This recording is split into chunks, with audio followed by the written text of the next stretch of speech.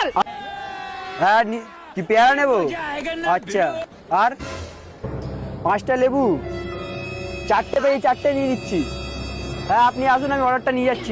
পয়সা দে, পয়সা দে, কিসের পয়সা দে, মালটা নিলি পয়সা দে, ফকটের মাল। কাস্টমার অর্ডার করেছে।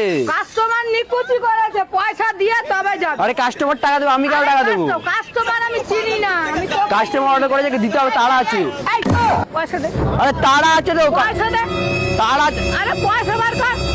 কাস্টমারকে দিতে হবে, তাড়া আছে। আবার আরে কাস্টমারের তাড়া আছে, দিতে হবে।